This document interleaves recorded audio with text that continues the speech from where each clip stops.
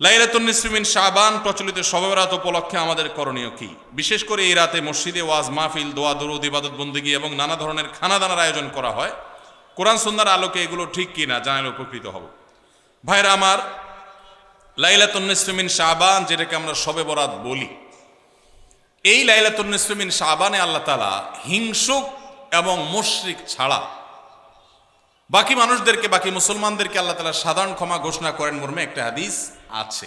এছাড়া আরো বেশ কিছু হাদিস আছে যেগুলোর কোনো না অনেকগুলো সনদের মধ্যে কিছুটা দুর্বলতা আছে, কিন্তু মোটের পরে এ রাতের ফজিলত সুসাব্যস্ত এবং প্রমাণিত। কিন্তু এর মানে এই নয় যে এই রাতকে কেন্দ্র করে আমরা যা করি আমাদের দেশে তার সব সঠিক। আমাদের দেশে লাইলাতুল বরাতে মানুষের যে ভিড় মসজিদগুলোতে, এটা তো ভালো জিনিস যে মানুষ মসজিদে আসছে, কিন্তু অন্যদিন না এসে এই রাতে বেশি আসার কারণটা কি? লাইলাতুল কদর বেশি ফজিলতপূর্ণ নাকি এই রাত বেশি ফজিলতপূর্ণ? লাইলাতুল কদরের সাথে কোনো তুলনা চলবে? সেই রাতে মানুষ কি এত বেশি ইবাদতের চেষ্টা করে? তাহলে এই রাতে এত বেশি চেষ্টার রহস্যটা কোথায়? রহস্য হলো আমাদের দেশে মানুষ মনে করে যে এই রাতে ভাগ্য ঠিক হয়, অতএব সারা বছর যাই করি না করি এই একটা রাত মসজিদে গিয়া আল্লাহ বিল্লাহ করে যদি সারা বছরের ভাগ্যটা ঠিকঠাক করা যায়, এরপর আর মসজিদে যায় কেনা। এই চালাকি করলে কি ভাগ্য ঠিক হয়ে যাবে? ভাইরা আমার, লাইলাতুন নিসফি মিন শাবানকে কেন্দ্র করে বহুবিধ বিদআত, বহুবিধ বাড়াবাড়ি, বহুবিধ কুসংস্কার আমাদের সমাজে আছে। এক সময় তো প্রচুর পরিমাণ পটকা ফুটাফাটি চলতো। আলহামদুলিল্লাহ, প্রশাসনের ভাইয়েরা প্রতি বছর নিষেধাজ্ঞা আরোপ করেন এবং এটা অনেকটা কমেছে, যেটা আমাদের নিরাপত্তা হুমকির মধ্যে আমাদেরকে ফেলে। দ্বীনের নামে আমরা কখনো সেগুলো করতে পারি না। অনেক মসজিদে আলোকসজ্জা করা হয়। আলোকসজ্জা তো আপনি এমনিই করেন সারা বছর, কিন্তু এই রাতকে কেন্দ্র করে আলাদা করে আলোকসজ্জা করা, এই রাতকে কেন্দ্র করে ওই যে হালুয়া রুটি খাওয়ার একটা ব্যাপার এখনো আমাদের দেশে কোথাও কোথাও আছে। অনেকে মনে করে নবীজির দাঁত মোবারক শহীদ হয়েছেন উহুদের ময়দানে, তো তিনি হালুয়া খাইছেন, সেজন্য আমরা ভালো দাঁতে হালুয়া খাই। নবীজির দাঁত ভাঙে হালুয়া খাইছেন, আমাদের আস্ত দাঁতে আমরা কি খাই? হালুয়া খাই। আপনার বাপের ঠ্যাং ভেঙে গেছে, উনি একটা লাঠি দিয়া খোড়ায় খোড়ায় হাঁটে, আপনার আস্ত ভালো দুইটা ঠ্যাং আছে, আপনি বাপের মহব্বতে বলছেন বাবা তোমার পাওটা ভেঙে গেছে, সেই মহব্বতে আমি আমার ভালো পাও নিয়ে লাঠি দিয়ে আমি খোড়ায় খোড়ায় হাঁটতেছি। কি বলেন? বাপ খুশি হবে? খুশি হবে? বলবে এটা তো বেয়াদবি, তামাশা করতেছো আমার সাথে, আমার ভেঙাইতেছ। নবীজি সাল্লাল্লাহু আলাইহি সাল্লাম দাঁত মোবারক শহীদ হয়েছে বাতিলের বিরুদ্ধে জিহাদ করতে গিয়ে। আপনি বাতিলের সাথে আঁতাত করবেন আর হালুয়া খায়া নবীজির সুন্নাত আদায় করবেন, এর চেয়ে বড় হাস্যকর জিনিস আর হতে পারে না। অতএব সব ধরনের বাড়াবাড়ি কুসংস্কার আমাদের বন্ধ করতে হবে। এমনকি এই রাত উপলক্ষে মসজিদে দোয়া দুরুদের জন্য সমবেত হওয়া, এ রাতে মানুষকে ডাকাডাকি করে একেবারে এই রাতের ফজিলতের জন্য মসজিদে সবাই একত্র হওয়াকে যারা জরুরি মনে করেন তারাও ভুলের মধ্যে আছেন।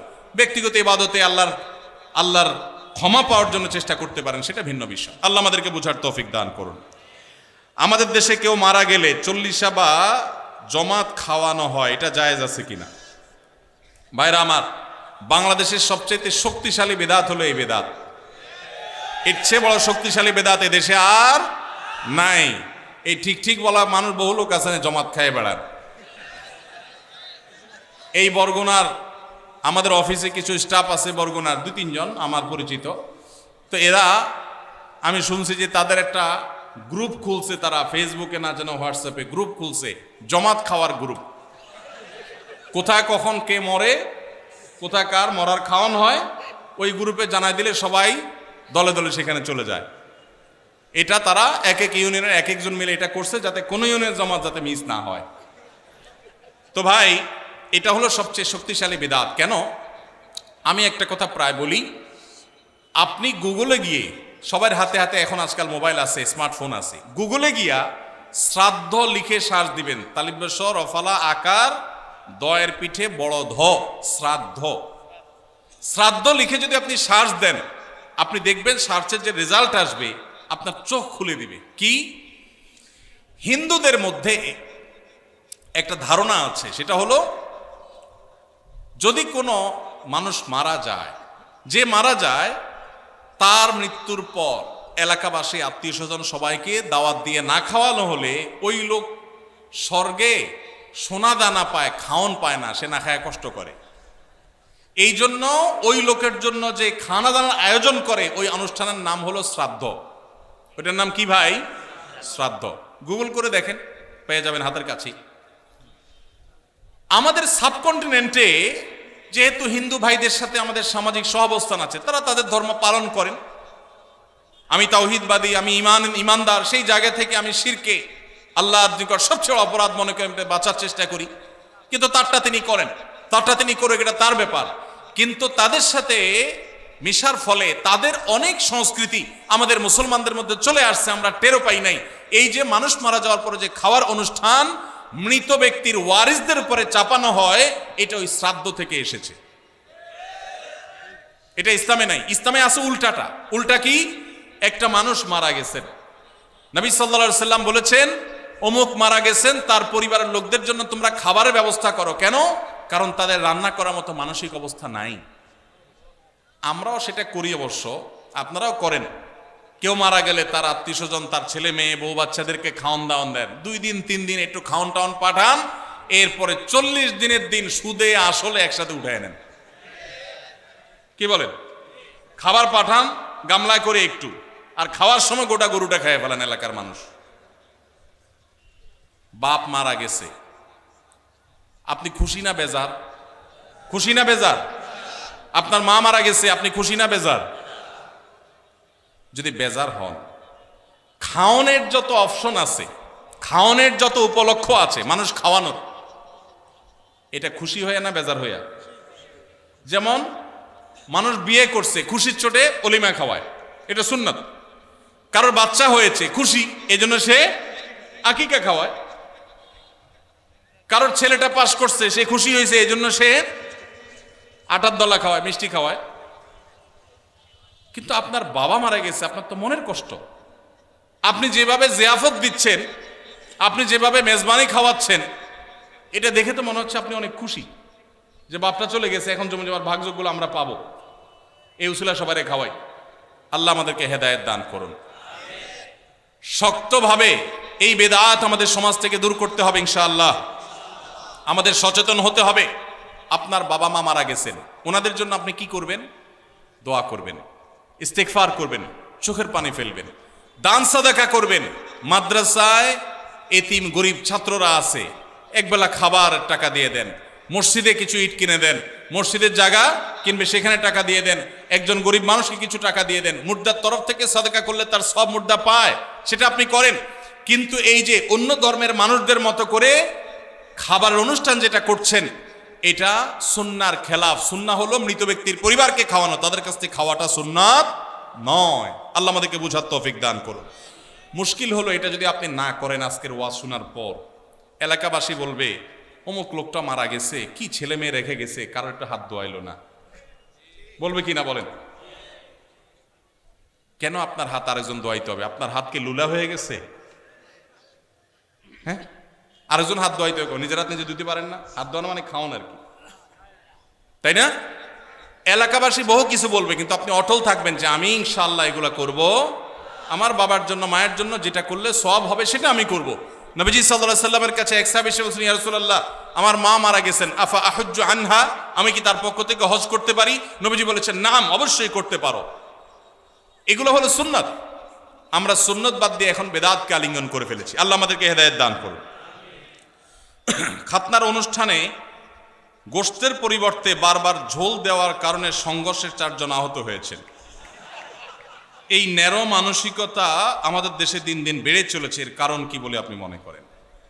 ভাইরা আমার, পত্রপত্রিকায় নিউজ হয়েছে এই বিষয়ে, আমার যতটুকু মনে পড়ে আমিও দেখেছি, আপনারাও হয়তো অনেকে দেখেছেন। এটা অবশ্য নতুন না। বিয়ের বাড়িতে চিংড়ির সাইজ যা দেওয়ার কথা ছিল বা এক্সপেক্ট ছিল তার চেয়ে একটু ছোট, এই কারণে মারামারিতে 1 জন নিহত। এ ধরনের ঘটনা প্রায় আপনারা শুনেন না পত্রপত্রিকায়। স্ত্রীকে জামাটা ইস্তারি করে দিতে বলছে, বেচারি ভুলে গেছে, এই জন্য তালাকি দিয়ে দিস। শুনেন কি শুনেন না? এই যে অসহনশীলতা, এই যে অসহিষ্ণুতা, এটা আমাদের সমাজে বাড়ছে। বিশেষ করে প্রশ্নে যেটাতে আসছে যে খাতনার অনুষ্ঠানকে কেন্দ্র করে এটা হয়েছে। কেন এটা হয় ভাই? এর 2টা কারণ আমার কাছে মনে হয়। নাম্বার 1, এই যে খাতনার অনুষ্ঠানে মারামারি হয়ে 4 জন আহত, বিয়ের অনুষ্ঠানে মারামারি হয়ে বিয়ে ভেঙে যায়, মানুষও খুন হয়, এরকম ন্যাক্কারজনক ঘটনা পৃথিবীর আর কোন দেশে হয় আমি জানি না, তবে আমাদের দেশে হয়। দুর্ভাগ্য আমাদের। এর একটা কারণ হলো এই খাতনার অনুষ্ঠান তো খাতনার অনুষ্ঠান না, এটা চাঁদাবাজির অনুষ্ঠান। বিয়ের অনুষ্ঠান তো বিয়ের অনুষ্ঠান না, ওইটা আরেক চাঁদাবাজির অনুষ্ঠান। এখন যেই লোকটা 2000 টাকা দামের গিফট নিয়ে আসছে, সে জমা দেওয়ার সময় চিন্তা করছে 2000 টাকা উসুল করতে হবে। এখন খাইতে বসছে, একবার গোশত দিয়া এরপর বারবার শুধু ঝোল দিয়া বিদায় দেন, তার তো চান্দি গরম হবেই। সে তো আপনার এখানে ইনভেস্ট করছে, এটা তো ব্যবসা। আপনার যেরকম ধান্দা তারও কি ধান্দা। পৃথিবীর কোন দেশে এই নোংরা নিয়ম আছে আমি জানি না, তবে আমাদের দেশে আছে। আমরা জানি রেস্টুরেন্টে এটা হয়, রেস্ট টু রেন্ট, ভাড়ার বিনিময়ে আরাম, রেস্ট টু রেন্ট। রেস্টুরেন্টে, হোটেলে ভাই নিয়ম, আমাদের দেশে বেশিরভাগ হোটেলের নিয়ম হলো আগে খায়, নর্মাল হোটেলগুলোতে আগে মানুষ খায়, যাওয়ার সময় ক্যাশে টাকা দিয়ে যায়। আর বিয়ের বাড়ি, খাতনা, এগুলোকে আমরা এমন একটা ন্যাক্কারজনক ব্যবসায় বানাইছি যে এখানে আগে দিয়ে তারপর ঢোকা লাগে। কপালে কি গোশত আছে না ঝোল আছে, চিংড়ি সাইজ কি আপনি জানেন না, মাকার 2000 টাকার গিফট আগে ধুইয়া গেটে ঢুকার সময় নাম লেখায় তারপর ঢুকতে হবে। আমি এটাকে নাম দিছি চাঁদাবাজি।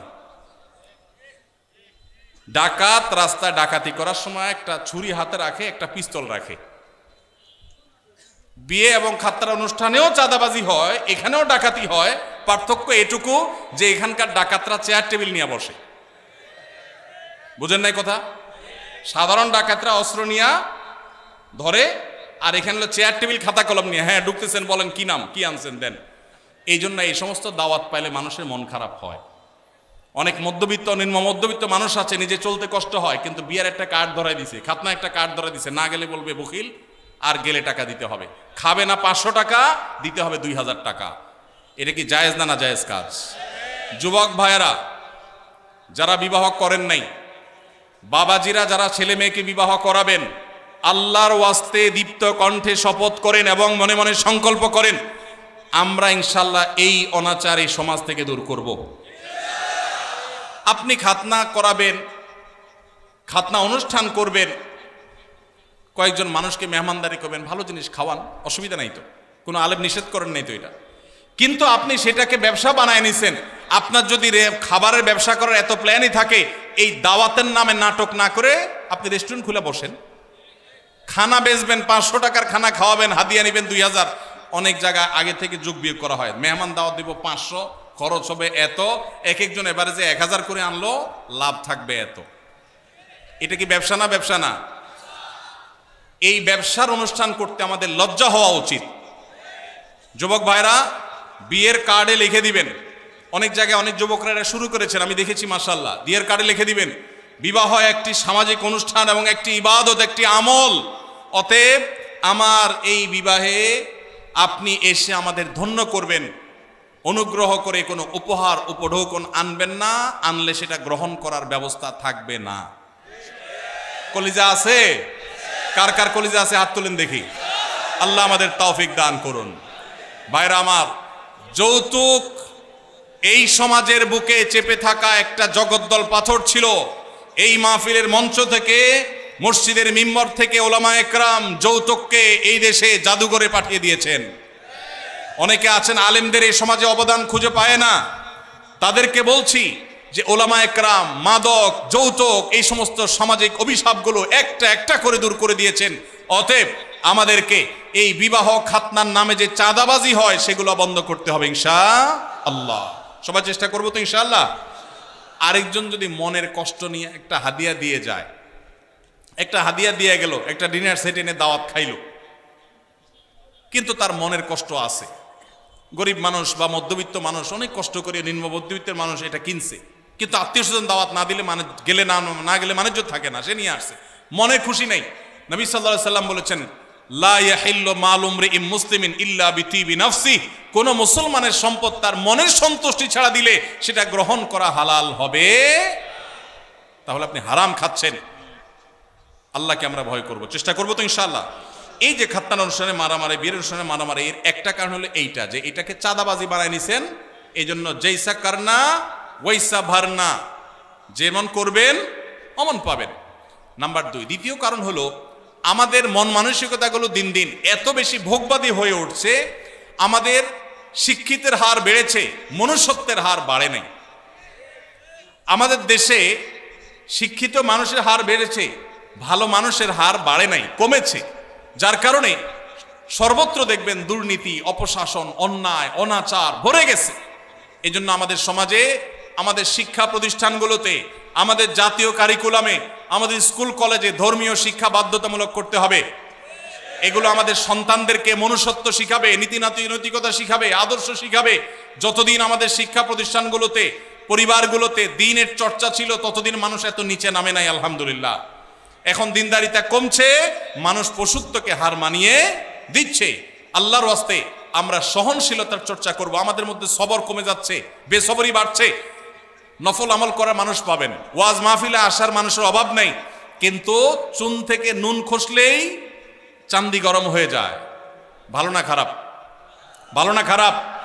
যে নিজের রাগকে সংবরণ করতে পারে না, সে কি ভালো মুসলমান? যে রাগকে সংবরণ করতে পারে। আপনি গিয়েছেন একটা দাওয়াতে, অনেক মানুষকে বড় মুখ করে নিয়ে গেছেন, যারা দাওয়াত খাওয়াচ্ছে তারা একটু ছোট লোকই করছে, হয়তো একটু মেহমানদারিতে কমতি করছে, কিন্তু তাই বলে আপনি সেখানে গন্ডগোল, ফাসাদ, ঝগড়া লাগাবেন? আপনার চাইতে নিচু মানুষ তো আরেকজন হতে পারে না। এই জন্য যুবক ভাইরা নিজেদেরকে ধৈর্যশীল বানানোর চেষ্টা করবো তো ইনশাআল্লাহ। কিয়ামতের ময়দানে আল্লাহর কাছ থেকে ব্লাঙ্ক চেকের মাধ্যমে যদি কেউ সওয়াব পেতে চান, ব্লাঙ্ক চেক তো বুঝি আমরা না, কেউ কোনো কাজের বিনিময়ে আপনাকে 2 লাখ, 5 লাখ, 10 লাখ বা কিছু একটা ফিগার দিলেন, এটা এক জিনিস। আরেকটা হলো চেকে সই করে খালি চেক দিয়ে দিছে, অঙ্ক তুমি বসায় নয়, যা খুশি। তো এর চাইতে বড় বিনিময় আর হতে পারে? আল্লাহ রাব্বুল আলামিন কিয়ামতের ময়দানে ব্লাঙ্ক চেকের মতো বিনিময় দিবেন, একটা আমলের বিনিময়। বলবো সেটা কোনটা? আল্লাহ বলেছেন কোরআনে, ইন্নামা ইউওয়াফাস সাবিরুনা আজরাহুম বিগাইরি হিসাব। ধৈর্যশীলদের, যারা নিজেদেরকে সংবরণ করতে পারে, চান্দি গরম হলে উল্টাপাল্টা বলে ফেলে না, করে না, সবসময় সবর করে। সবরের যে 3টা প্রকার আছে, ইবাদত করতে গিয়ে সবর, পাপ কাজ ছাড়তে গিয়ে সবর।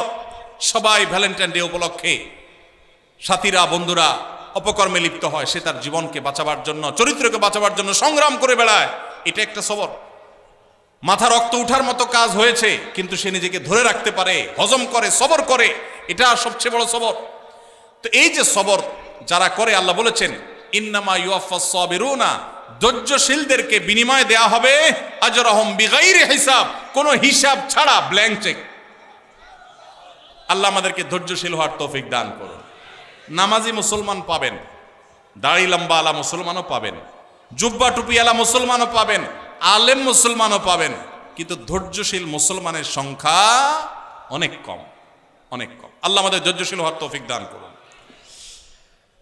সালাম দিলে কত নেকি এবং সালামের উত্তর দিলে কত নেকি হয়, এ বিষয়ে আপনার মতামত জানতে চাচ্ছি। আমাদের গ্রামে সালাম নিয়ে নতুন করে ফিতনা হচ্ছে, এটা আবার কি? সালাম নিয়ে আবার কি ফিতনা হয়? হ্যাঁ ভাই, সালাম যে আগে দিবে আল্লাহ তাআলা তাকে কত নেকি দিবেন,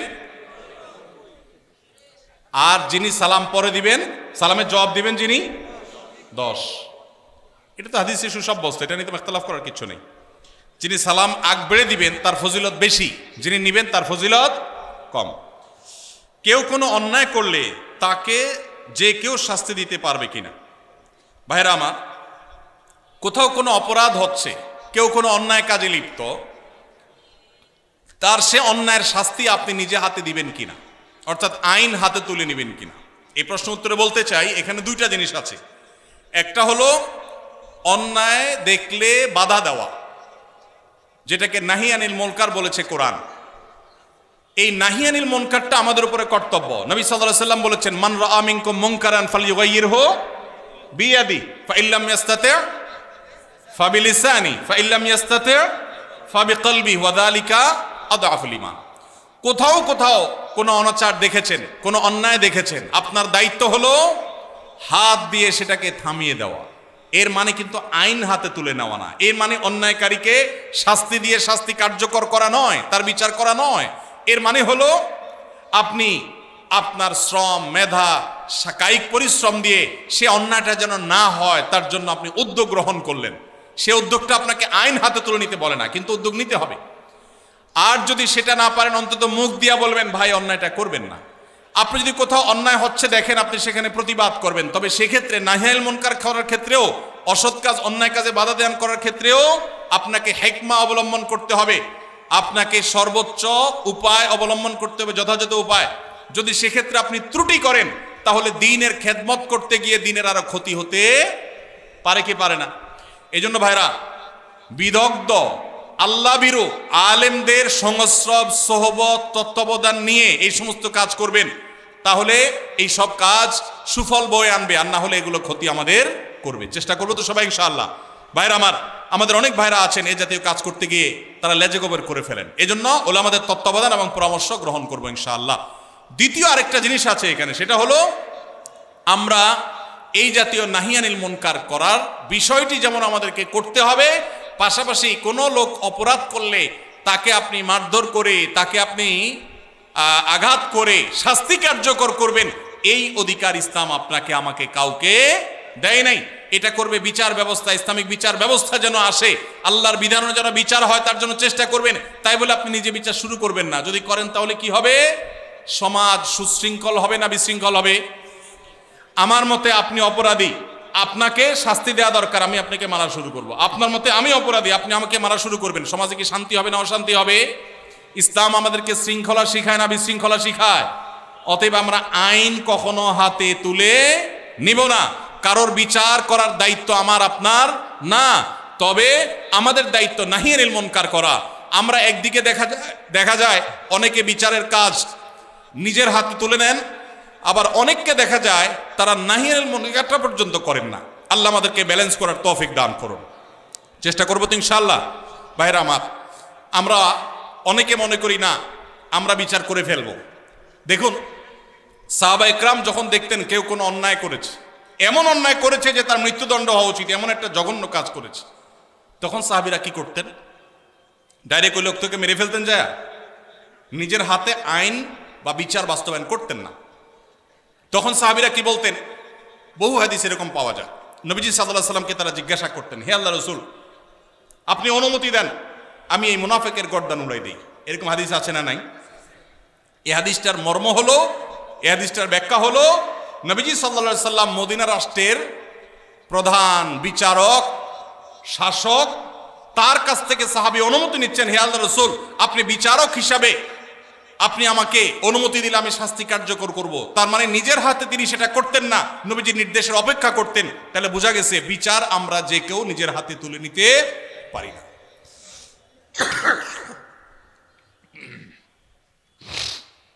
কাজী অফিসে গিয়ে উভয় পক্ষের সম্মতিতে 3 তালাক বলে বিবাহ বিচ্ছেদ করলাম, এখন কি সে আমাকে নিতে চায়, এখন আমার করণীয় কি? ভাইরা আমার, তালাকের মাসআলা এই বরগুনাতে দাওরাত হাদিস মাদ্রাসা আছে না নাই? আছে। বড় বড় মসজিদ আছে যেখানে বড় বড় মুফতি সাহেবরা আছেন। এগুলো ওলামাদের কাছে গিয়ে জিজ্ঞাসা করবেন। শর্টকাট সব মাসালার উত্তর এই সংক্ষিপ্ত ভাষণে জানতে আসবেন না, কারণ তালাকের মাসালা এভাবে দিলে ভুল হতে পারে। এখানে কনভারসেশন লাগবে, আপনাকে আর অনেক প্রশ্ন করতে হবে, ডিটেইল লাগবে, তারপর উত্তর দিতে হবে। এই জন্য তালাকের প্রশ্ন উত্তর সাধারণত আমরা সংক্ষিপ্ত প্রশ্ন উত্তরে ভাষণে দেই না। এই জন্য ওলামাদের শরণাপন্ন হবেন, সব কিছু শর্টকাটে জানার চেষ্টা করবেন না। কোনো ব্যক্তি যদি তার সম্পত্তি 5 জন সন্তানদের মধ্য থেকে একজনকে বাদ দিয়ে 4 জনকে লিখে দিয়ে দেয়, সে ব্যক্তি মারা গেলে তার জানাজা নামাজ পড়া যাবে কিনা? ভাইরা আমার, আমাদের দেশে অনেকে এই কাজটা করেন, তেজ্যপুত্র করেন। প্রচলিত আইনে তেজ্যপুত্র কোথাও থাকতে পারে, কিন্তু ইসলামে তেজ্যপুত্র বলতে কোনো কিছু নবী করিম সাল্লাল্লাহু আলাইহি সাল্লাম পরিষ্কারভাবে নিষেধ করেছেন। কোনো মুসলমান অন্য মুসলমানকে ত্যাগ করে চিরকালের জন্য তার সাথে সম্পর্ক ছিন্ন করে ফেলবে, এটা জায়েজ। লা ইয়াহিল্লু লিমুসলিমিন আন ইয়াহজুরা আখাহু ফাওকা 3 লায়াল। 3 দিনের বেশি কোনো মুসলমানের সাথে অভিমান করে সম্পর্ক ছিন্ন করা জায়েজ আছে? নাই।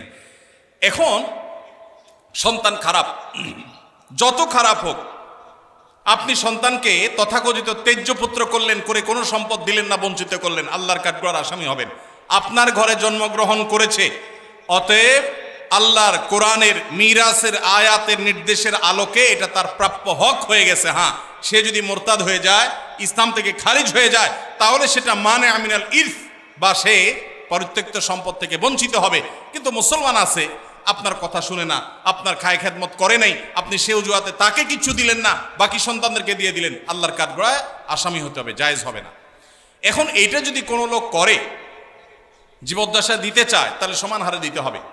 এক সাহাবী নবীজিকে এসে বলছেন, ইয়া রাসূলুল্লাহ, আমার সন্তানকে অমুক ছেলেকে আমি এটা দিয়েছি। নবী সাল্লাল্লাহু আলাইহি সাল্লাম বলেছেন, বাকি সবাইকে দিয়েছো? বলেন না, দেই নাই। তখন নবী সাল্লাল্লাহু আলাইহি সাল্লাম বলেছেন, ইত্তাকুল্লাহ ওয়া আদিলু বাইনা আওলাদিকুম, আল্লাহকে ভয় করো আর সন্তানদের মধ্যে সমতা বজায় রাখো। এই জন্য ভাইরা, এই জুলুম করা যাবে না। ইসলাম আমাদেরকে সাম্য এবং ইনসাফ শিখিয়েছে, সেটা আমাদের সব ক্ষেত্রে করতে হবে।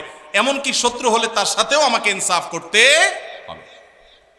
আমাদের কষ্ট হয়, আমার সাথে কারো শত্রুতা আছে, সে আমার সাথে শত্রুতা করে, কিন্তু তার বেলায় কোনো সাক্ষ্য দেওয়ার প্রশ্ন আসলে আমি সত্য সাক্ষ্য দিলে তার পক্ষে যায়, আমাদের দিতে মন চায় না।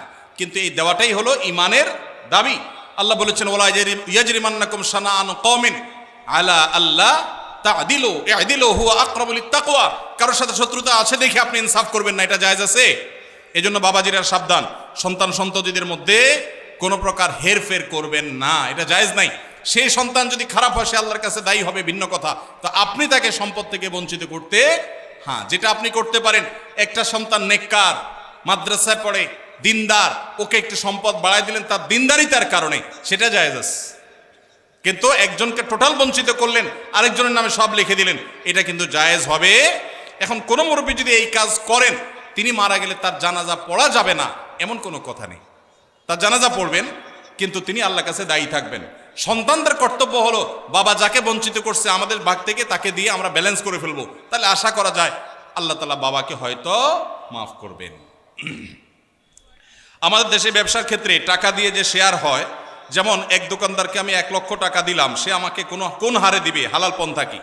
ভাইরা আমার, আপনি কোনো দোকানদারকে 1 লাখ টাকা দিলেন ফর এক্সাম্পল, আপনি তাকে বলবেন, ভাই এই টাকা দিয়ে ব্যবসা করার পর যদি আল্লাহ না করুক লস হয়, তো যা লস হবে আমি লস নেব। তোমার ব্যবসার পুঁজি আছে 10 লাখ টাকা, আমি সাথে 1 লাখ যোগ করলাম, তাহলে 11 লাখ হলো। 11 লাখে টোটাল ব্যবসাটা চলবে। ব্যবসাটা করার পর একটা পর্যায়ে দেখা গেল লস হয়ে গেছে, তো তোমার কি চলে গেছে 11 লাখ টাকা। যদি আমাদের 11,000 টাকা লস হয়, তো আমার 1,000 যাবে, তোমারও 10,000 যাবে। আর যদি লাভ হয়, সেক্ষেত্রে লাভের পার্সেন্টেজটা ঠিক করতে হবে। কিরকম? যে এই 1 লাখ টাকা আমি কত পার্সেন্ট পাবো? তুমি ব্যবসা যেহেতু নিজে পরিচালনা করবা, অতএব তুমি 60%, আমি 40%, অথবা তুমি 50%, আমি 50%, যে কোনো হার ঠিক করে লাভ এবং লস উভয়টার ভিত্তিতে যদি আপনি দেন, সেটা জায়েজ আছে। আর যদি 1 লাখ টাকা দিয়ে বলেন, ভাই আমার আসলটা ঠিক থাকবে, মাসে মাসে 2000 করে দিবেন, তাহলে এর নাম সুদ। এর নাম কি? কুল্লু কারজিন জাররা নাফআন ফাহুয়া রিবা। যদি আপনি এটা লোন হিসাবে দেন আর বিনিময় নেন, সেটা কি হবে? সুদ হবে। আল্লাহ আমাদেরকে বোঝার তৌফিক দান করুন। মেসেঞ্জার গ্রুপ চ্যাটিংয়ে SMS এর মাধ্যমে ইজাব কবুল হয়েছে। 2 জন সাক্ষীও ছিল মেসেঞ্জারে, কোনো মোহর উল্লেখ করা হয়নি। এখন বিবাহ হয়েছে কিনা? মেয়ের বয়স 13 বছর। আজকাল আমাদের অনেক যুবকরা আল্লাহর শরীয়তের সাথে তামাশা করে। তামাশা, এগুলো আল্লাহর শরীয়তের সাথে কি তামাশা? দিন কোনো ফাইজলামির নাম না ভাইরা আমার, সিরিয়াস ইস্যু। অনেকে আল্লাহকে সাক্ষী রেখে বিয়ে করে, এটা হলো অতি ভালো সাজা। অতি ভালো সাজা তো চোরের আলামত। এত মানুষ থাকতে, আল্লাহর বান্দা থাকতে, আপনি আল্লাহরে কেন সাক্ষী বানাচ্ছেন? এই বিয়েগুলো বিশুদ্ধ নয়, এগুলো বিশুদ্ধ নয়, এগুলো জেনা হবে। বিবাহের জন্য 2 জন সাক্ষীর উপস্থিতি, ইজাব কবুল থাকতে হবে। এই মেয়ে, বাচ্চা মেয়ে, তার বাবা কোথায়, মা কোথায়, অভিভাবক কোথায়, কোথাকার মেয়ে, জেনা করতে গিয়ে অনেক যুবককে শয়তান নেক্সট সুরতে ধোঁকা দেয়। তারা মনে করে আমরা হালাল করছি, অথচ তারা জেনায় লিপ্ত আছে। আল্লাহ আমাদের যুবক ভাইদেরকে হেদায়েত দান করুন। এগুলো জায়েজ নাই ভাই। কোনো একদল লোক অস্থায়ীভাবে কোনো এক অফিসে অবস্থান নিয়েছে, নিরাপত্তাজনিত কারণে তারা জুমার নামাজের জন্য পার্শ্ববর্তী মসজিদে না গিয়ে স্বস্থানে জুমার নামাজ আদায় করে। এখন জানার বিষয় হলো তাদের জুমার নামাজ সহি হয় কিনা। ভাইরা আমার, কোথাও যদি কেউ এরকম নিরাপত্তাহীনতা অনুভব করেন যে আমি জুমার নামাজ পড়তে গেলে আমার বিপদ হবে, দেখতে হবে ইস্যুটা কি ধরনের। এখন একজন চুরি করে পালাইছে, একজন সন্ত্রাসী করে পালাইছে, মানুষ খুন করে পালাইছে, ধরা পড়বে, এই বয়সে জুমার নামাজ পড়তেছে না, এটা তো ভিন্ন জিনিস। কিন্তু কেউ এমন কোন পরিস্থিতিতে আছে যে সে বের হলেই তার জান জীবন হুমকির মধ্যে পড়বে, তখন তিনি বাসায় নামাজ পড়লে নামাজ হয়ে যাবে। আর জুমার নামাজ যদি তিনি জামাতের সাথে কোনো বাসায় পড়েন, তো জুমার নামাজ কোনো ভাষায় করার জন্য শরীয়তে অনেক শর্ত আছে, সেই শর্তগুলো না পাওয়া গেলে দু চারজন মিলে জুমার নামাজ শুরু করে দিলে নামাজ হয়ে যাবে, এত সোজা না। এ বিষয়ে পুরো ডিটেল অবস্থাটা জানা দরকার, যে আসলে কোন সিচুয়েশন, পরিস্থিতি কি, তারপরে মাসালা উত্তর দেওয়া সহজ হবে। আমি এখন যদি বলি তাহলে সেক্ষেত্রে সেটা অপূর্ণ থাকবে। এই জন্য এই মাসালাটাও কোনো দক্ষ বিদগ্ধ আলেমের সাথে দেখা করে বা ফোনে যোগাযোগ করে ডিটেল বলে তারপর উত্তর নেবেন। এটা আমি স্কিপ করলাম, উত্তর দিলাম না। আমার এক সহকর্মী দাঁড়িয়ে ছোট ছোট করে রাখে, এ ব্যাপারে তাকে নিষেধ করলে সে হেসে হেসে বলে এতে কোনো সমস্যা নাই, এ ব্যাপারে শরীয়তের হুকুম কি? এই ব্যক্তি এখানে উপস্থিত আছে, দয়া করে কিছু বলে শাসন করে দেন। আসামি হাজির। ভাইরা আমার, দাড়ি লম্বা করা এটা নবী সাল্লাল্লাহু আলাইহি ওয়াসাল্লামের নির্দেশ। তিনি বলেছেন আফুল্লুহা আরখুল্লুহা, তোমরা দাড়িকে ছেড়ে দাও, দাড়িকে ছেড়ে দিতে বলেছেন, লম্বা করতে বলেছেন। সাহাবীদের মধ্যে এক মুষ্টির পরে, বুখারীর হাদিসে এক মুষ্টির পরে অতিরিক্ত অংশ কাটার বিষয়টা সাব্যস্ত আছে। এর আগে, এক মুষ্টির আগে সাহাবীদের কারোর কাছ থেকে, নবী সাল্লাল্লাহু আলাইহি ওয়াসাল্লাম থেকে কোনো হাদিসে দাড়ি কাটা ছাটার কোনো প্রমাণ নাই। এই জন্য সারা বিশ্বের প্রায় সব উলামায়ে ইকরাম একমত যে দাড়ি লম্বা করা ওয়াজিব। কিছু ইখতিলাফ আছে, আরবের কিছু আলেমদের ভিন্ন মত আছে, বেশিরভাগ আলেমদের মতে হলো দাড়ি লম্বা করা কি ওয়াজিব। ইজিপশিয়ান কিছু আলেমদের ভিন্ন মত আছে, আরো কিছু আলেমদের ভিন্ন মত আছে, বাকি মেজরিটি আলেমদের মত হলো ওয়াজিব। আমরা বলি দাড়ি রাখা সুন্নত, সেটা সুন্নত এই অর্থে নবীজিও দাড়ি রেখেছেন, সেই হিসাবে সুন্নত, কিন্তু তিনি নির্দেশ করলে সেটা কি হয়ে যায়, সেটা আমভাবে ওয়াজিব হয়ে যায়, সেই হিসাবে দাড়ি রাখা ওয়াজিব। অতএব ভাই, যদি কেউ মনে করে দাড়ি না রাখলে সমস্যা নাই, তার কাছে সমস্যার ডেফিনেশনটা কি, সংজ্ঞাটা কি? কেউ তো বলতে পারে নামাজ না পড়লেও সমস্যা নাই, কিন্তু একজন মুসলমান মনে করবে আল্লাহর নবীর ওয়াজিব তরক করলে সমস্যা আছে না নাই? আছে। কিয়ামতের ময়দানে তার জন্য জবাবদিহি করতে হবে কি হবে না? হবে। তবে আমাদের ভাই কেউ হয়তো খোঁচা খোঁচা দাঁড়িয়ে রাখা শুরু করেছেন, আমরা তাকে অ্যাপ্রিসিয়েট করব, আমরা তাকে দূরে সরাবো না। আলহামদুলিল্লাহ ভাই শুরুটা করে দিয়েছেন, ইনশাআল্লাহ আল্লাহ এটাতে বরকত দিবেন। আমরা তাকে এটাকে লম্বা করার জন্য নসিহা করব। তবে সেই সাথে এটাও আমাদের মাথায় রাখতে হবে, দাড়ির চাইতে অনেক ইম্পর্টেন্ট নির্দেশ আছে আল্লাহর, যেগুলো আমরা অহরহ লঙ্ঘন করি, আছে না নেই? এটা শুনে আবার বেদাড়িয়ালা একটু খুশি হয়ে গেছে, যাক আমাদের পক্ষে একটু আসলো। ভাইরা আমার, দাড়ি রাখা ওয়াজিব, সেটা নিয়ে কোনো আলাপ নাই, সেটা নিয়ে কোনো ছাড় নাই, কিন্তু পাশাপাশি আমাদের এটাও মাথায় রাখতে হবে যে আল্লাহর অন্যান্য ফরজ বিধানগুলো মানতে হবে। অনেকে লম্বা দাঁড়িয়ে আছে, মুখ খারাপ করে, আছে না নাই? বাংলা একটা প্রবাদ আছে, হাজী সাহেবের মুখ খারাপ। কি বলে? হাজী সাহেবের মুখ খারাপ। এই লম্বা দাড়ি নিয়ে মুখ খারাপ করে কি করে না? এই লম্বা দাড়ি নিয়ে দোকানদার দেশি মশারি আর ইন্ডিয়ান মশারি মিশায় দেশি মশারি তেল বলে বিক্রি করে কি করে না? তাহলে দাড়ি আছে, তিনি ওয়াজিব আমল করেছেন, সবও পাবেন, কিন্তু যেই কাজটা করছেন ওইটা দাড়ি রেখে যে সব পাচ্ছেন তার চেয়ে অনেক বেশি ক্ষতি তিনি করছেন ওই কাজটা করে, ঠিক না ঠিক? এই জন্য আমাদের পরিপূর্ণভাবে দ্বীনে প্রবেশ করতে হবে, আল্লাহ আমাদেরকে তৌফিক দান করুন। কিন্তু সেই সাথে দাড়িও লম্বা করার চেষ্টা করতে হবে, কিন্তু কোনো ভাই করছেন না। আমরা বেশিরভাগ মানুষ অন্যকে নিয়ে পড়ে থাকি। একটা বড় মুসিবত হলো বাংলাদেশে মানুষের, আমরা অন্যের চরকায় তেল একটু, আমাকে আল্লাহ দাড়ি রাখার তৌফিক দিয়েছে আলহামদুলিল্লাহ। আমি এখন চিন্তা করবো আমার আখলাকটা ঠিক হয়েছে কিনা, আমি বউরে বাসায় গালি দিই কিনা, আমি কর্মচারীদের সাথে চালের মতো ব্যবহার করি কিনা, আমি মানুষের হক মারি কিনা, আমি দেখবো আমার বাকি আর কোথায় ল্যাকিংস আছে সেটা আমি দূর করব। আমি দাঁড়িয়ে আছে, এই জন্য যার দাড়ি নাই তারে খোঁচা মারি করি আমি, এটা তো কোনো মুসলমানের কাজ হতে। আমি চাইবো আমার ভাইয়ের দাড়ি লম্বা হোক, কিন্তু সেই সাথে আমি চাইবো আমার আরো যে দুর্বলতা আছে সেগুলো যেন দূর হয়। আল্লাহ আমাদেরকে আমলের তৌফিক দান করুন। আমার নাম মোহাম্মদ জাকির হোসেন, আমি সিরাজউদ্দিন সড়ক টাউন হল বরগুনার নিবাসী। আমি বর্তমানে সৌদি আরবের দাম্মামে থাকি। আহমদুল্লাহ হুজুর, আপনার কাছ থেকে আমি জানতে চাই, কোম্পানির ডিউটি করতে গিয়ে যে হাম্মাম ব্যবহার করি, হাম্মাম মানে টয়লেট ব্যবহার করি, তাতে অনেক সময় নাপাক পানির ছিটকে পেছনের অংশে অর্থাৎ পাছায় লেগে যায়। এই শব্দ না লিখলেও হইতো রে ভাই, যতটুকু বুঝতে পারি ধুয়ে ফেলি, কিন্তু এই নাপাক পানি প্যান্ট বা শার্টে লাগার সম্ভাবনা 100 ভাগ। আমার এই পরিস্থিতিতে প্যান্ট ছাড়া নামাজ পড়ার কোনো উপায় নাই, তারপরও আমি এই অবস্থায় 5 ওয়াক্ত নামাজ পড়ি এবং আল্লাহর কাছে কান্নাকাটি করি আমার নামাজ কবুল হবে কিনা। ভাইরা আমার, খুব দরকারি প্রশ্ন। আজকাল আমরা হাই কমোড ব্যবহার করছি অনেকেই, তাই না? হাই কমোডে বিশেষ করে এই সমস্যাটা হয় যে আপনি মলমূত্র ত্যাগ করেছেন, নিচ থেকে ছিটে এসে উপরে পড়েছে। বড় ছিটা যদি পড়ে তাহলে ওইটা আপনাকে পানি দিয়ে ধুইতে হবে। কিভাবে ধোবেন? ওই যে স্প্রে করছেন, সেই স্প্রে পেছনের অংশে, কোমরের অংশে আপনি স্প্রে করে ভালো করে ধোবেন, ব্যাস যথেষ্ট। আর যদি সামান্য ছোট ছোট ছিটা আসে, যেমন পেশাব করতে গেছেন, শুয়ের আগা যে পরিমাণ পানি থাকে ওই পরিমাণ ছিটা পেশাবের আসছে, তাহলে তাতে ইনশাল্লাহ নাপাক হবে না। অনেক সময় দেখা যায় পেশাব করলে শীতের দিন বাষ্প হয়ে ওই বাষ্পটা কাপড়ের শরীরে মিশে, এতেও কাপড় শরীর নাপাক হবে না ইনশাআল্লাহ। কিন্তু যদি ওই কমোডের পানি যেখানে নাপাক আছে ওখানে আপনার নাপাক পড়ে সেখান থেকে যদি উপরে পানি উঠা পড়ে তাহলে অবশ্যই সেটা নাপাক হবে। অনেকের আবার এখানে সূচিবায়ুর রোগ আছে, অহেতুক সন্দেহ করে, কিছুই হয় নাই উনি সন্দেহ করে, সেটা আবার সমস্যা। সন্দেহকে কোনো প্রশ্রয় দেওয়া যাবে না। তো এ ভাইয়ের প্রশ্ন উত্তর হলো যে আপনি চেষ্টা করবেন ধুয়ে ফেলার। ধুয়ে ফেলছেন, বাস এরপর আল্লাহর উপর তাওয়াক্কুল করে নামাজ পড়বেন, অহেতুক সন্দেহ করবেন না। আমার একটা প্রশ্ন, কোনো ব্যক্তি এমন ঋণগ্রস্ত যা পরিশোধ করা কষ্টকর, এক্ষেত্রে ওই লোক ব্যাংক থেকে ঋণ নিয়ে ঋণ পরিশোধ করতে চাইলে সেটা পারবে কিনা জানতে পারলে ভালো হয়। যিনি ঋণগ্রস্ত তিনি ব্যাংক থেকে সুদি লোন নিয়ে যদি ঋণ পরিশোধ করতে যান তাহলে গাছের গোড়া কেটে আগায় পানি দেওয়া হবে। গোড়ায় কেটে আগা পানি দেওয়া হবে। ঋণ পরিশোধ ভালো কাজ, কিন্তু সুদি কারবার করা ভালো না খারাপ? সুদি কারবার করা কি ভালো কাজ না খারাপ কাজ? শুধু খারাপ কাজ, জঘন্য হারাম। এখন কত হলো আপনি কি করবেন? আপনি চেষ্টা করবেন আপনার জমি জমা বিক্রি করে কারো কাছে ধার দেনা করে পরিশোধ করা। অনেকে আমার কাছে চিরকুট দেয়, ভাই আমল শিখে দেন যে আমল করলে ঋণ পরিশোধ হয়ে যাবে।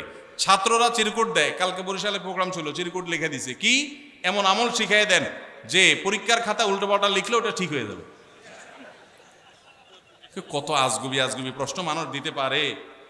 আমি এই প্রশ্ন দেখে বললাম, এই প্রশ্ন বলতেছে এটা একটা ফাঁকিবাজ ছাত্র। ভালো ছাত্র হলে সে পড়ালেখার চেষ্টা করবে, কলম পড়া, ওই ধানাই ফানাই করা, অমুক পিসাবের কাছে যাওয়া পরীক্ষার আগে, এগুলো সব ফাঁকিবাজ ছাত্রদের কাম। ভালো ছাত্র পড়ালেখা করবে, ফাঁকি ঝুঁকি দিবে না, আর আল্লাহর কাছে দোয়া করবে, মুরব্বীদের কাছে দোয়া চাইবে, ব্যাস না। আপনি এই ধানাই ফানাই করলে এটা আলামত খারাপ। বিধায় একইভাবে ঋণ পরিশোধের জন্য অনেকে বলে ভাই আমল শিখাই দেন ঋণ পরিশোধ যেন হয়ে যায়। তা আমি অনেকের এরকম হাতের কাছে পেলে জিজ্ঞেস করি, ঋণ কত টাকার? বলে 5 লাখ টাকা। জমি জমা ঘর বাড়ি?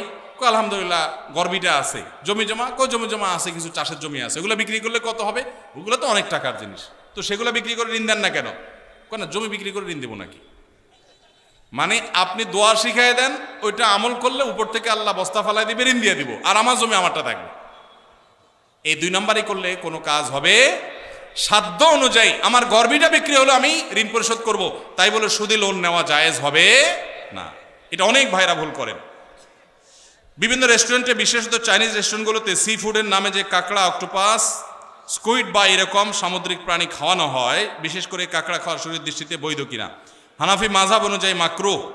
অন্য কোনো কোনো মাযহাবে, অন্য ইমামদের অনেকের মতে এটা জায়েজ, কিন্তু হানাফি মাযহাব অনুযায়ী মাছ ছাড়া, সমুদ্রের নিচে মাছ ছাড়া বাকি এই জাতীয় অক্টোপাস অথবা কাঁকড়া জাতীয় এগুলো খাওয়া মাকরুহ। জুমার সালাতে নবী সাল্লাল্লাহু আলাইহি সাল্লাম কোন সূরা পড়তেন? জুমার নামাজে আমাদের নবী করিম সাল্লাল্লাহু আলাইহি সাল্লাম সূরায়ে সাব্বিহ ইসমা রাব্বিল আলা এবং গাশিয়া, এই 2 সূরা বেশিরভাগ পড়তেন। এবং এত বেশি পড়তেন যে সাহাবীদের কেউ কেউ বলতেন নবীজি সাল্লাল্লাহু আলাইহি সাল্লামের জুমার নামাজে এই সূরা শুনতে শুনতে আমার মুখস্থ হয়ে গেছে, এত বেশি পড়তেন। সূরায়ে সাব্বিহ ইসমা রাব্বিল আলা এবং হাল হাদাকা হাদিসুল গাশিয়া। আর কোন কোন হাদিসে আসছে নবী সাল্লাল্লাহু আলাইহি সাল্লাম সূরায়ে জুমআ এবং মুনাফিকুন, এই 2 সূরা জুমার নামাজে পড়তেন। সুন্নত কাজ নিয়ে ব্যঙ্গ করা হলে কি ধরনের পাপ হতে পারে জানতে চাই। কোন সুন্নত নিয়ে যদি কেউ ব্যঙ্গ করে ঈমান নষ্ট হয়ে যাবে। কি হয়ে যাবে? দেখুন, একটা পয়েন্ট বোঝার চেষ্টা করতে হবে। সুন্নত কেউ পালন না করলে কি বেঈমান হবে? কিন্তু সুন্নত নিয়ে কেউ ব্যঙ্গ করলে কি হবে? ঈমান নষ্ট হবে। নিজে দাড়ি নেই, আপনি বেঈমান হবেন না, আল্লাহ মাফ করে জান্নাত দিতেও পারেন। কিন্তু কেউ দাড়ি রেখেছে, বলতেছেন তাকে ব্যঙ্গ করে, কিরে জঙ্গি হয়ে গেছিস দেখি, ছাগলের মতো লাগতেছে দেখি, হ্যাঁ, এরকম আজে বাজে কথা বলতেছেন, তাহলে কিন্তু ঈমান যাওয়ার আশঙ্কা আছে। খুব ভয়ঙ্কর ব্যাপার। বিদ্রোহর শামিল, আল্লাহর সঙ্গে বিদ্রোহের শামিল। বাংলাদেশে কোনো আইন আপনি অমান্য করলেন, আপনার শাস্তি হবে, নাগরিকত্ব বাতিল হবে না। কিন্তু আপনি বাংলাদেশ রাষ্ট্রকে অস্বীকার করলেন, আইনকে অস্বীকার করলেন, সেক্ষেত্রে আপনি রাষ্ট্রদ্রোহী হবেন। আল্লাহর কোনো বিধানকে মানেন নাই, সেটা একটা বিষয়, কিন্তু আপনি অস্বীকার করেছেন, ঠাট্টা করেছেন, বিদ্রুপ করেছেন, তাহলে কিন্তু ঈমান চলে যাবে। অনেক যুবক ভাইরা আছেন, বিশেষ করে দাড়ির ইস্যুতে কোনো ভাই দাড়ি রেখেছেন, তার সাথে হাসাহাসি করে, তাচ্ছিল্য করে নিজের ঈমানটা নষ্ট করে ফেলান, আছে না নাই? নিজে করতে না পারেন, আরেকজন করলে খবরদার কোনো বিদ্রুপ করবেন না। এরপরে প্রশ্ন, ইন্নী ওয়াজ্জাহাতু ও নাওয়াইতুন পড়ার কোনো দলিল আছে কিনা? দলিল আছে ভাই, ইন্নী ওয়াজ্জাহাতুনের দলিল আছে। ইন্নী ওয়াজ্জাহতু ওয়াজহাল্লাযী ফাতারাস সামাওয়াতি ওয়াল আরদা হানিফা মা আনা মিনাল মুশরিকিন লা শারীকা লাহু ওয়া বিযালিকা উমিরতু ওয়া আনা আউয়ালুল মুসলিমিন। আরো লম্বা আছে, এটা দোয়ার প্রথম অংশ বললাম। এটা আমাদের নবী করিম সাল্লাল্লাহু আলাইহি সাল্লাম পড়তেন নামাজ শুরু করার পর, তাকবীরে তাহরিমা বাঁধার পর সানার জায়গাতে। সানার জায়গাতে আমরা একটা দোয়াই ছোটবেলা মুখস্থ করছি, আর যাই না, সেটা হলো সবচেয়ে ছোটটা। সানার মধ্যে তিনটা সানা প্রসিদ্ধ হাদিসে আছে, এর মধ্যে একটা হলো আল্লাহুম্মা বাঈদ বাইনি ওয়া বাইনা খাতায়ায়া কামা বাআদতা বাইনাল মাশরিকি ওয়াল মাগরিবি, এটা একটা সানা। আরেকটা হলো ইন্নী ওয়াজ্জাহতু ওয়াজহাল্লাযী ফাতারাস সামাওয়াতি ওয়াল আরদা হানিফা, অনেক বড় দোয়া, এটা আরেকটা সানা। আর সুবহানাকা আল্লাহুম্মা ওয়া বিহামদিকা ওয়া তাবারাকা ইসমুকা ওয়া তাআলা জাদ্দুকা ওয়া লা ইলাহা গায়রুকা, এটা আরেকটা সানা। এটাকে দোয়ায়ে ইস্তিফতাহ বলা হয়, নামাজ শুরুর দোয়া। এই নামাজ শুরুর দোয়া হিসাবে আমরা সবচেয়ে ছোটটা মুখস্থ করছি, আর বাকি আরো দুইটা যে আছে আমরা জানি না। নবী করিম সাল্লাল্লাহু আলাইহি সাল্লাম মাঝে মধ্যে সেগুলোও পড়তেন। এখন এটাকে আমাদের দেশে বানাইছে জায়নামাজের দোয়া। ভাই, নবীজির সময় কি জায়নামাজ ছিল? দোয়া আসলো কোত্থেকে? জায়নামাজই তো ছিল না, দোয়া আসলো কোত্থেকে? তো জায়নামাজে দাঁড়ানোর কোনো দোয়া নাই। দোয়া আছে কিসের ভাই? নামাজ শুরুর। ইন্নী ওয়াজ্জাহতু হলো নামাজ শুরুর দোয়া, ওইটা লাগাইছি নিয়ে কোথায়? জায়নামাজের। জায়নামাজ দাঁড়াবো আলাদা কোনো দোয়া নেই। আর নাওয়াইতুন যে দোয়া, ওইটা তো আসলে কোনো জাল হাদিসেও নেই, কোনো জাল হাদিসেও নাই। আলহামদুলিল্লাহ, এটা এখন মানুষ বুঝে গেছে। মনে মনে আমরা নিয়ত করছি, কোন নামাজে পড়ছি, নামাজের নিয়তে তাইন করছি।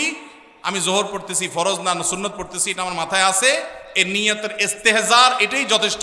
মুখে নাওয়াইতুন উচ্চারণ করা এটা জরুরি না, বরং এটাকে কেউ নামাজের পাঠ মনে করে বেদাতে লিপ্ত হওয়ার আশঙ্কা আছে। একসময় মানুষ অনেকে বলতো নামাইতুন এখনো মুখস্থ হয় না, এই জন্য নামাজ পড়ে না, এর কারণে সে গুনাহগার হবে। শুধু মহিলাদের জন্য আলাদা মসজিদ করার সহি দলিল কি? সহি তো দূরের কথা, জাল দলিলও তো নাই, জাল দলিলও নেই। মাস দুয়েক আগে আমি জার্মানিতে গেছিলাম, ইউরোপের। তো জার্মানিতে বার্লিনে একটা মসজিদ আছে, ইমামও মহিলা। ইমাম কি? মহিলা। ভাইরা আমার, মেয়েদের জন্য মসজিদে না এসে বাসায় 5 ওয়াক্ত নামাজ পড়া উত্তম, এ ব্যাপারে কোনো দ্বিমত আমাদের মধ্যে নেই। ওয়া বুয়ুতুহুন্না খায়রুল লাহুন্না। তবে হাদিসের আগের অংশ আছে, আল্লাহ নবী সাল্লাল্লাহু আলাইহি সাল্লাম বলেছেন লা তামনাউ মা আল্লাহি মাসাজিদ আল্লাহ, আল্লাহর বান্দিরা মসজিদে আসলে বাধা দিও না, কিন্তু তাদের জন্য মসজিদে আসার চাইতে বাসায় নামাজ পড়া বেশি উত্তম। তার নবীজি চাইতেন তারা যেন বাসায় পড়ে। মসজিদে দিনই কোনো প্রোগ্রাম, কোনো বিশেষ কারণে যদি আসে, দিনই এলেম অর্জন করার জন্য আসে, তাহলে ফিতনা মুক্ত সেই পরিবেশ থাকলে আসবে, আর না হলে সেটাও বাসা বা অন্য অঙ্গনে হবে। আর পাবলিক প্লেসে যে মসজিদগুলো, শহরের মসজিদগুলো, মহিলারা বাজারে ডাক্তার দেখাইতে বিভিন্ন কারণে আসে, সেগুলো তো অবশ্যই মেয়েদের নামাজের ব্যবস্থা থাকা দরকার। কিন্তু মেয়েদের জন্য মসজিদে এসে 5 ওয়াক্ত নামাজের জামাতে হাজির হওয়ার চাইতে বাসায় নামাজ পড়া অধিকতর উত্তম। মদিনায় এক মহিলা নবী সাল্লাল্লাহু আলাইহি ওয়াসাল্লামের পেছনে এসে নামাজ পড়ার জন্য, মসজিদে নামাজ 1 রাকাতে 1000 রাকাতের সওয়াব, নবীজিকে যখন বলেছেন, নবীজি বলেছেন তুমি তোমার বাসায় পড়লে বেশি সওয়াব হবে, কেন কষ্ট করে আসো? এখানে 1000 পালে ওখানে আরো বেশি পাবে। কিন্তু আমাদের বন্ধুরা অনেকে আবেগে নিজেকে সামলাইতে পারেন না, আল্লাহ আমাদের বোঝার তৌফিক দান করুন। তাহলে মেয়েদের বাসায় নামাজ পড়া উত্তম, কিন্তু শহরে পাবলিক প্লেসে মেয়েদের নামাজের জায়গা না থাকার কারণে বহু পর্দানসীন, বহু নামাজি মেয়েরা ওয়াক্ত চলে যায়, নামাজ পড়তে পারে না। ডক্টর খন্দকার আব্দুল্লাহ জাহাঙ্গীরউল্লাহ বলতেন, আমাদের মা বোনরা বাসায় অবস্থান করবে, প্রয়োজনে বের হবে, এটাই শরিয়ার নির্দেশ। কিন্তু আমাদের মা বোনরা যে কোনো কারণে বাইর হয়ে গেছে, এখন যদি বলেন যে নামাজ পড়তে দিব না, বাসায় যাওয়া ছাড়া পড়বে না, তাহলে কাজা হবে, তাহলে সেটা তো তার জন্য ক্ষতিকর হবে। এই জন্য ব্যালেন্স আমাদেরকে শিখতে হবে। তো মহিলাদের জন্য আলাদা মসজিদ করার, পৃথক মসজিদ করার কোনো নজির শরিয়াতে নাই, কোনো আলেমের কোনো মত এর সপক্ষে নাই। এটা সারাসর ফিতনা, যদি কেউ করে না জায়েজ হবে।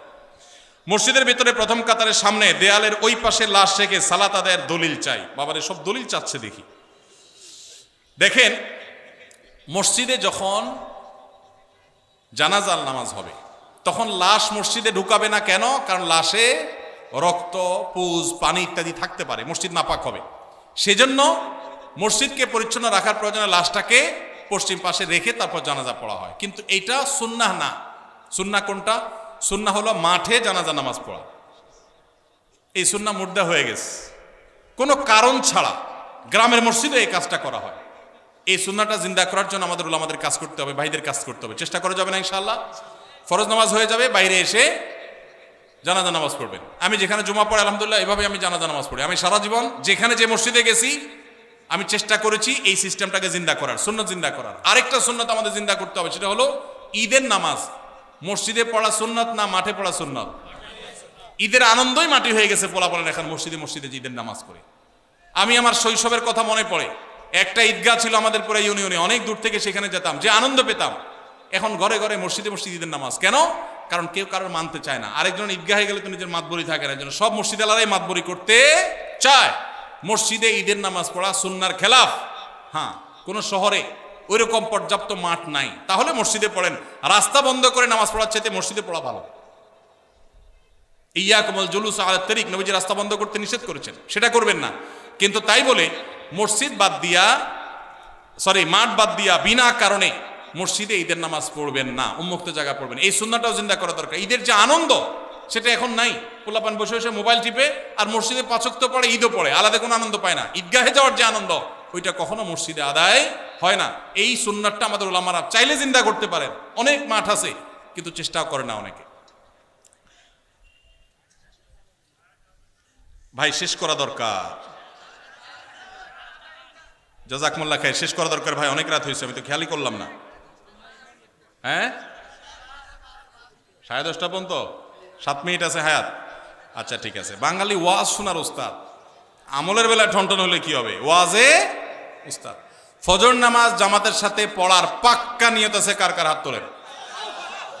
আল্লাহ আমাদের সবার হাতগুলোকে কবুল মঞ্জুর করুন। পাক্কা নিয়ত যে করছেন, এটা বাস্তবায়ন করার জন্য অ্যালার্ম দিতে হবে ডাবল ট্রিপল করে।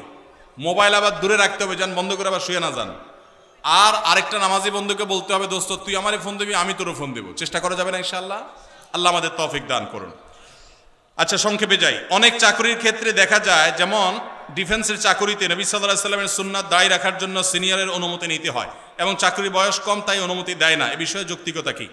দেখুন, ভারতে ডিফেন্সে আমরা দেখি শিখরা তাদের পাগড়ি পরে তারপরে সেখানে তারা ডিউটি করতে পারে। আমেরিকার মতো দেশে ধর্ম পালন করেও ডিফেন্সে চাকরি করতে পারে। আমাদের দেশে এই রকম অবস্থা তৈরি হয়েছে যে দীর্ঘদিন থেকে নিয়ে দায় রাখতে দেওয়া হতো না, মেয়েদের হিজাব করতে দেওয়া হতো না।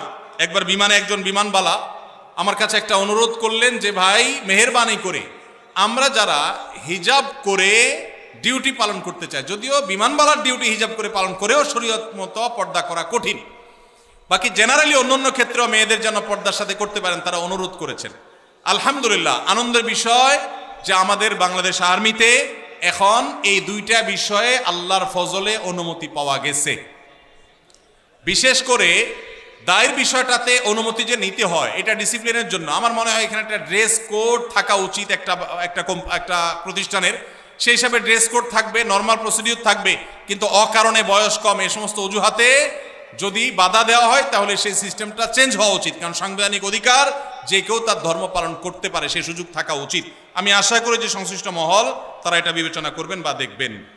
মানুষ মারা গেলে পাশে বসে কোরআন তেলাওয়াত, খাবার আয়োজন করার বিধান কি? খাবার আয়োজন করার বিধান আমি বলেছি, মানুষ মারা গেলে 40 3 দিন আর 7 দিন মানুষ ডাইকা খাওয়ানো, এটা বিদআত। আর মানুষ মারা গেলে তার পাশে বসে কোরআন তেলাওয়াত করাটাও সুন্নাহ সম্মত কোনো কাজ নয়। আমাদের দেশে মানুষ মারা গেলে লাশটাকে মাটিতে বা খাটে রেখে চারপাশে হাফেজ সাহেবদেরকে এনে কোরআন তেলাওয়াত করানো হয়। এটা শরিয়া সম্মত কোনো কাজ নয়। কেন? কোনো মানুষ মারা যাওয়ার পরে কি কি করতে হবে শরীয়তে বলা আছে না নাই? আছে না নাই? মুর্দার লাশের চারপাশে বসে কোরআন তেলাওয়াত করতে হবে, এরকম কোনো হাদিস তো আমি পাই নাই। এটা কোত্থেকে আসলো? কোরআন তেলাওয়াত যে করবে তার লাভ হবে। আল্লাহ কোরআনে বারবার বলেছেন, আল্লাইসাল ইনসানে ইল্লা মা সাআ, যে যেটা করবে সে সেটা পাবে। যিনি তেলাওয়াত করছে তার সওয়াব হবে। মুর্দার কোনো লাভ নাই এখানে তেলাওয়াত করলে। আর যদি বলেন যে কোরআন শোনাচ্ছি, তাহলে ওমা আনতা বিমুসমিউম মান ফিল কুবুর, আপনি তেলাওয়াত শোনাবেন জীবিত মানুষকে, মৃত মানুষকে তেলাওয়াত শুনিয়ে কোনো ফায়দা হবে না। এর সওয়াব হবে জীবিত অবস্থায় শুনলে। এই লোকটা জীবিত অবস্থায় শুনলে সওয়াব পাইতো, মারা গেছে এখন তার সামনে কোরআন তেলাওয়াত করলে প্রতি অক্ষরে 10 নেকি, এমন কোনো কথা নাই। এজন্য এইটা দূর হওয়া দরকার। বিশেষ করে এখানে যারা মুর্দার চারপাশে এই যে গোল হয়ে কোরআন তেলাওয়াত করে, এরা সবাই টাকা নেয়। তেলাওয়াতের বিনিময়ে টাকা গ্রহণ করা সারাসার হারাম। যে দেয় সেও হারাম করে, যে নেয় সেও হারাম করে। খতমের নাম দিয়া অনেক এলাকাতে এখনো অনেকে হারাম কাজ করছেন, তাদের আল্লাহকে ভয় করা উচিত। এখানকার জনপূর্ণ স্থান অধিকাংশ সময় আমাদের কিছু সংখ্যক বোনদের অশালীন পোশাকের উচ্ছৃঙ্খল অবস্থা, অবাধ মেলামেশা, আবার অনেক সময় সিগারেট হাতে দেখা যায়। এই অবস্থায় তাদের পরিত্রাণ এবং করণীয় ও অভিভাবকদের দায়িত্ব কি হতে পারে? আমার জন্য, আমার বোনদের জন্য দোয়া করবেন, আল্লাহ যেন আপনার নেক হায়াত দান করেন। ভাইরা আমার, এই যুবকের প্রশ্ন বড় প্রাসঙ্গিক প্রশ্ন। আমাদের বোনদের মধ্যে বেহায়ার পরিমাণ বাড়ছে না কমছে? বাড়ছে। এই বেহায়া দূর করার জন্য আমাদের দাওয়াতি কাজ বাড়াতে হবে, বোঝাতে হবে। পশ্চিমের মেয়েরা স্বাধীনতার নাম দিয়ে তাদের পোশাক সংক্ষেপ করা হয়েছে, দলে দলে তারা ইসলামে ফিরে আসছে। তারা বুঝতে পেরেছে এটা স্বাধীনতা নয়, এটা হলো নিজের সম্ভ্রম, নিজের ইজ্জত, নিজের সম্মানকে জলাঞ্জলি দেওয়া, কোরবানি করা। এই জন্য পশ্চিমের মেয়েরা দলে দলে ইসলামে আসছে। পুরান পাগলের যখন ভাত পায় না, নতুন পাগলের আমদানি হয়। আমাদের দেশে অনেকে এসে পশ্চিমাদের এই কালচারের অনুসরণ করে তারা যে নিজেদের ধ্বংস ডেকে আনছে, তারা নিজেদের শান্তির পথ থেকে তাদেরকে সরিয়ে দিচ্ছে। এই জন্য তাদেরকে বোঝাতে হবে, এর ভয়ঙ্কর ক্ষতি বোঝাতে হবে। কেন শরিয়া একজন নারীকে যথাযথ পর্দা মেনটেন করতে বলেছেন? এটা তার সেফটির জন্য, তার নিরাপত্তার জন্য, এটা তার সম্ভ্রমের ব্যাপার। যালিকা আদনা আন ইউরাফনা, আল্লাহ বলেছেন পর্দার বিধানে এই জন্য দেওয়া হয়েছে যে এর মাধ্যমে বোঝা যাবে কে বাজারি মেয়ে আর কে সম্ভ্রান্ত মুসলিম নারী। আল্লাহ আমাদের বোনদেরকে হেদায়েত দান করুন। আমার স্বামী আজ থেকে 3 বছর আগে আমার নিজের বোনকে বিয়ে করেছে। এখন আমি কি আমার স্বামীর সাথে হালাল সম্পর্কে আছি? আমি কি তার সাথে থাকতে পারবো? তাদেরও একটি ছেলে আছে। ইন্না লিল্লাহি ওয়া ইন্না ইলাইহি রাজিউন। এই ধরনের মানে জাহালত এখনো আছে। কোন পুরুষ কোন নারীকে বিয়ে করলে ওই নারী তার বিবাহে থাকা অবস্থায় ওই নারীর বোনকে বিবাহ করা বাতিল। এই বিয়ে নয়, এটা জিনা। অতএব এই বোনের কর্তব্য হলো এই পুরুষ থেকে বিচ্ছিন্ন হয়ে যাওয়া এবং তওবায়ে নাসুহা করা।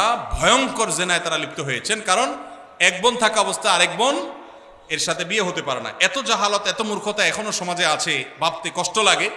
এই প্রশ্নটা আসছিল যখন সাইফুল্লাহ ভাই পড়ে আমাকে বলছিলেন যে আমার চোখের পানি এসে গেছে শুনে। মানুষ এত জাহালাতের মধ্যে এখনো ডুবে আছে। আমরা কি দিনের দাওয়াতের কাজ করছি? ভাইরা আমার, একসাথে 2 বোনকে বিয়ে করা জায়েজ আছে? কোন বোন যদি কারোর বিবাহে থাকে তাহলে ওই বোনের বোনকে বিবাহ করা হারাম। ওই অবস্থায় বিচ্ছেদ হয়ে গেলে, তালাক হয়ে গেলে বা মারা গেলে তারপরে শালিকাকে বিয়ে করলে সেটা জায়েজ হতে পারে, তার আগে জায়েজ নেই। অতএব বিচ্ছিন্ন হতে হবে। এখন আপনি বলতে পারেন তাহলে আমি এখন কি করব? আল্লাহর উপর তাওয়াক্কুল করবেন, আল্লাহ তো রিজিকের মালিক। মৃত্যুর পূর্বে ওয়ারিসদের মধ্যে সম্পত্তি কম বেশি বন্টন করা যাবে কিনা? যাবে না। এর আগে একটু প্রশ্ন উত্তর আমরা বলেছি। মৃত্যুর পূর্বে যদি সম্পত্তি বন্টন করেন, ওয়ারিসদেরকে সমান হারে দিতে হবে। আল্লাহ নবী সাল্লাল্লাহু আলাইহি ওয়াসাল্লাম বলেছেন ইত্তাকুল্লাহ ওয়া আদিলু বাইনা আওলাদিকুম, সমতা বজায় রাখতে হবে, কম বেশি হেরফের করা উচিত হবে না, জায়েজ হবে না। সমাজে ইসলামকে বিজয়ী করার জন্য আন্দোলনে শরিক না থাকলে কি তাকে কি বলা যায়? কোনো ব্যক্তি যদি আল্লাহর দিন, আল্লাহর বিধান, আল্লাহর আইন অনুযায়ী গোটা দেশ, সমাজ, রাষ্ট্র আমি নিজেও পরিচালিত হতে চাই, এই আকাঙ্ক্ষা লালন না করে, তাহলে সে নিজেকে মুসলমান দাবি করার কোনো নৈতিক অধিকার নেই। ইসলাম এত গোলালু না যে নামাজ কালাম পড়লেন আর শরিয়া দ্বারায় শাসিত হওয়াটাকে পছন্দ করলেন না। এই অপছন্দ করাটা আপনাকে বেঈমান পর্যন্ত বানাতে পারে। ভাইরা আমার, আল্লাহর বিধান অনুযায়ী আমি চলতে পারছি না, এটা আমার একটা ত্রুটি। আমি হয়তো মনে করছি যে আমি পারতেছি না, চেষ্টা করব, কখনো পারবো, ঈমান থাকবে। আর যদি কেউ মনে করে না ওইটা এখন চলেই না, ওইটা দিয়ে এখন চলবে না, তাহলে সেক্ষেত্রে সে বেঈমান হয়ে যাবে। এজন্য আল্লাহ বলেছেন ওমাল্লাম ইয়াহকুম বিমা আনজালাল্লাহ ফাউলাইকা হুমুল ফাসিকুন। আবার আরেক জায়গায় বলেছেন ফাউলাইকা হুমুল। এইটা যদি অবিশ্বাসের জায়গা থেকে হয় যে না আল্লাহ শরীয়ত এখন আর চলে না, ইসলামী দিন অনুযায়ী, আইন অনুযায়ী কি চলে এখন, তাহলে সে বেঈমানই হয়ে যাবে। আর যদি কেউ মনে করে না চলা উচিত কিন্তু আমরা পারতেছি না, আমাদের দুর্বলতা, তাহলে সে বেঈমান হবে না। আল্লাহ আমাদেরকে বুঝার তৌফিক দান করুন। বহু মানুষ আছেন মনে করেন শুধু নামাজ রোজা পড়লাম আর আমি আল্লাহর বিধান আল্লাহর আইন এগুলোর কোনো আকাঙ্ক্ষা অন্তত রাখলাম না, সে মুসলমান নিজেকে দাবি করার কোনো নৈতিক অধিকার নাই।